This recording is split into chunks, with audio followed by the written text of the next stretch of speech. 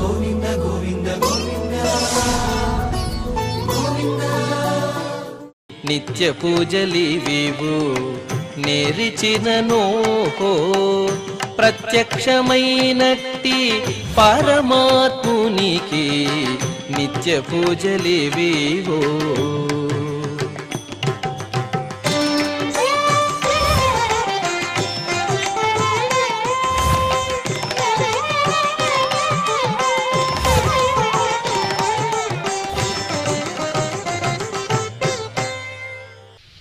ఓం నమో వెంకటేశాయ.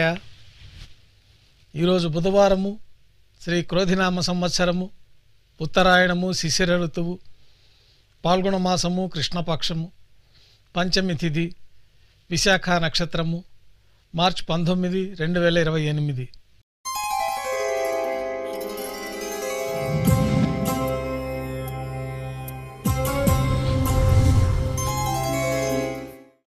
మాధ్యాహ్నిక ఆరాధనలో భాగంగా బంగారు పంచపాత్రలో శుద్ధ జలాన్ని నింపుకొని దేవతామూర్తులందరికీ ఉపచారాలు సమర్పించి అష్టోత్తర శతనామావళితో అర్చన నిర్వహించి మాధ్యాహ్నిక నైవేద్యంలో భాగంగా అన్నప్రసాదాల్ని స్వామివారికి నైవేద్యంగా సమర్పించి భక్తులను సర్వదర్శనానికి అనుమతిస్తారు. ఉభయ దేవేలతో శ్రీ మలయప్ప స్వామివారు బంగారు తిరిచిపైన వేంచేస్తారు. మేళతాళాలతో ఊరేగింపుగా విమాన ప్రదక్షిణంగా సంపంగి ప్రాకారంలో కల కళ్యాణ మండపానికి చేరుకుంటారు. కళ్యాణోత్సవం ప్రారంభమవుతుంది.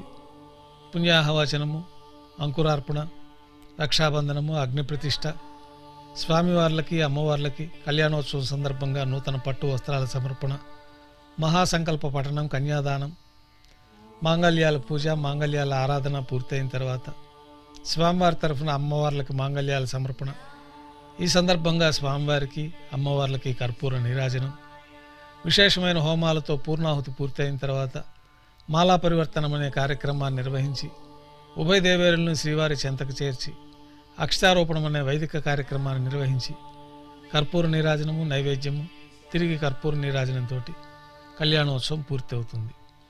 భక్తుల దర్శన అనంతరం ఉభయ దేవేలతో శ్రీ మలయప్ప స్వామివారు ఊంజల్ సేవలో భాగంగా మేళతాళాలతో ఊరేగింపుగా అద్దాల మండపానికి చేరుకుంటారు. అద్దాల మండపంలో వేదపారాయణ నడుమ స్వామివారికి ఊంజల్ సేవ నిర్వహించి కర్పూర నీరాజన సమర్పణతోటి ఊంజల సేవ పూర్తి అవుతుంది. ఆర్జిత బ్రహ్మోత్సవంలో భాగంగా ఉభయ దేవేలతో శ్రీ మలయప్ప స్వామివారు మేళతాళాలతో ఊరేగింపుగా ఆలయం వెలుపల కల వైభవోత్సవ మండపానికి చేరుకుంటారు. స్వర్ణ గరుడ వాహనంపైన శ్రీ మలయప్ప స్వామివారు వేంచేస్తారు. కర్పూర నీరాజనంతో గరుడ వాహన సేవ పూర్తి అవుతుంది. హనుమంత వాహనం పైన శ్రీ మలయప్ప స్వామివారు వేంచేస్తారు. కర్పూర నీరాజనంతో హనుమంత వాహన సేవ పూర్తి అవుతుంది. పెద్ద శేషవాహనం పైన శ్రీ మలయప్ప స్వామివారు వేంచేస్తారు. కర్పూర నీరాజనంతో పెద్ద శేషవాహన సేవ పూర్తి అవుతుంది.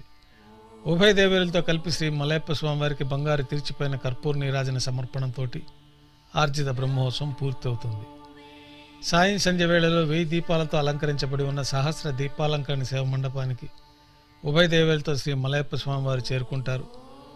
మంగళవాద్యాలు, వేదపారాయణము, సంకీర్తన నడుమ సహస్ర దీపాలంకరణ సేవ నిర్వహించి నక్షత్ర నీరాజనము, కర్పూర నీరాజనంతో దీపాలంకరణ సేవ పూర్తి చేసుకుని ఉభయ దేవేలతో శ్రీ మలయప్ప స్వామివారు 4 తిరువీధుల ఉత్సవం జరుపుకునే భక్తులను అనుగ్రహించి తిరిగి ఆలయానికి చేరుకుంటారు.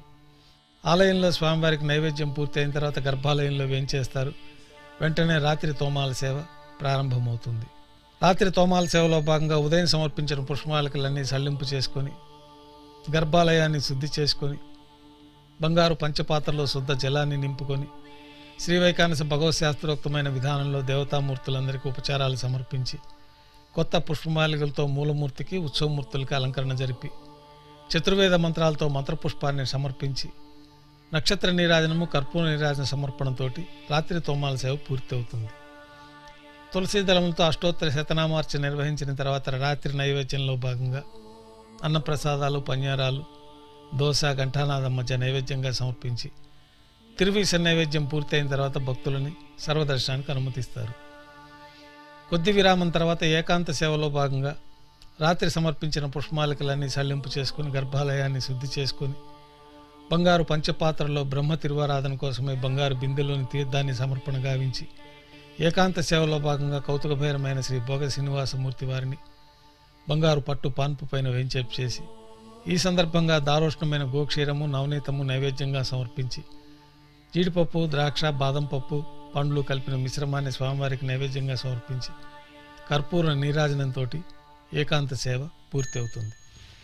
ఓం నమో వెంకటేశాయ.